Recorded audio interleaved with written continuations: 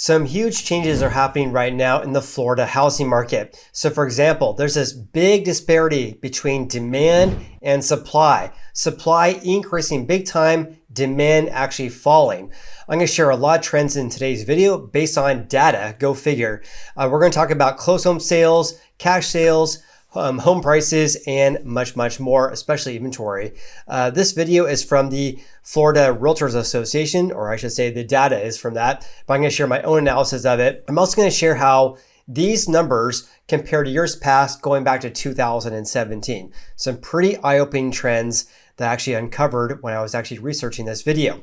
If you guys get any value of today's video, then please hit the like button. Of course, consider subscribing as well. I post frequent housing market updates so you guys can be more informed. With that said, I'm excited for today's video. Anyways, let's talk about that. Closed home sales. This, of course, is a measure of houses that actually, or the sales were finalized. The most recent trends we have from them is January, just over 15,000 closed home sales. That is an increase up by 3.6% compared to January of 2024. By the way, at 15,384 closed home sales, that's the lowest reading since January of 2024. Something I'll mention is that closed home sales tend to be at the weakest point or the lowest point each and every year around January. So not a big surprise that closed home sales are at the lowest reading since about 12 months ago. In addition to that, I actually looked back to the records going back to January of 2017. Around 15,000 closed home sales in January is more in line with pre-COVID levels. All right, let's also talk about the share of cash sales as well. Please leave me a comment below if you are placing offers in Florida. Are you being outbid by cash buyers? Let me know, because nearly 1/3, or I should say around 1/3, of all closed home sales in January came from a cash buyer.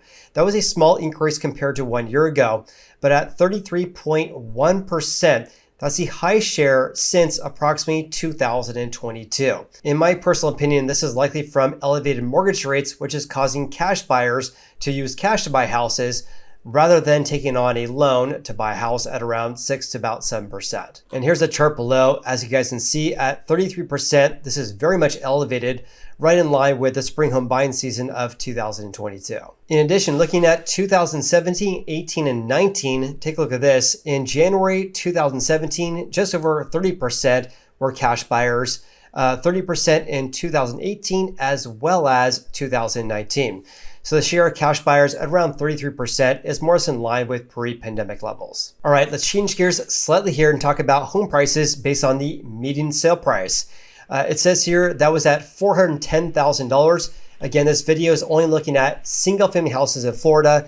That was a rise of 1.2% year over year, which is actually more than half the gains we saw 1 year ago. 1 year ago, we were up by 3.8% compared to January of 2023. In addition, going all the way back until January of 2020, right before COVID hit, it was at $265,000. So even though we're seeing small gains right now, compared to January of 2020, the median sold price in Florida is up a staggering 55%. If you guys are looking to buy a house in Florida this year, this is something crucial that you guys should be aware of. This ratio at 95.2% is a sale price to list price ratio, which means on average, out of all houses that did sell in January, they sold for 5% less than the seller's asking price. So here's my advice for buyers out there in Florida. If you see houses taking longer to sell and houses selling for far less than the asking price, it's time to write some insulting offers. And the data actually supports that, at least on a statewide level, because we're seeing supply rising big time. I'll share that with you guys here in a little bit. And also demand decreasing as well. And of course, houses on average selling about 5% less than the seller's asking price. And that ratio of 95.2% is the lowest reading since approximately early of 2023. Now, remember when I said that houses are taking longer to sell as well? Days in the market, this is a time frame when you list your home for sale until the seller accepts the offer from home buyer. It gets under contract, and these are based on all closed home sales for January. So January, it was at 50 days. That's an increase of 16.3% from 1 year ago.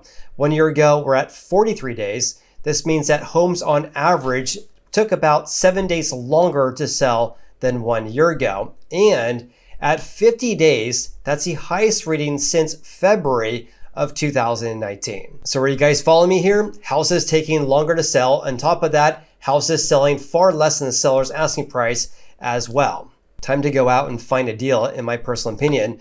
Let's look at demand, then we'll have a look at the supply side. So new pending sales is the measure of home buyers getting their offers accepted. And then what we're going to talk about new listings, a measure of homeowners listing their house for sale. So new pending home sales decreased down by 4.1%. There was 21,411 pending home sales, a sharp increase compared to December. But look at the chart below here. Every January, we tend to see a big increase in pending home sales compared to December. On top of that, as I mentioned right here, at just over 21,000 new pending home sales, that's the lowest reading for the month of January since at least January of 2017. I mentioned January's numbers compared to other January's numbers because these figures are not seasonally adjusted, and pending home sales tend to increase each and every January like clockwork. And having said that, they tend to be a lot lower compared to the spring home buying season in March and April each and every year as well. All right, so new pending home sales are the lowest reading since at least January of 2017. Let's have a look at new supply in the market. New listings rose by 15.4%. Just over 35,500 new listings, which is pretty astonishing because I actually looked back at the records. That, by the way, is the highest number of new listings for January since at least January of 2017. So let's take a step back here and summarize here, right? Demand, which of course is pending home sales, is basically at an 8-year low for the month of January, whereas new listings, a measure of houses getting listed for sale, is at an 8-year high. So even though new supply in the market is at an 8-month high, pending home sales actually decreased to basically an 8-year low.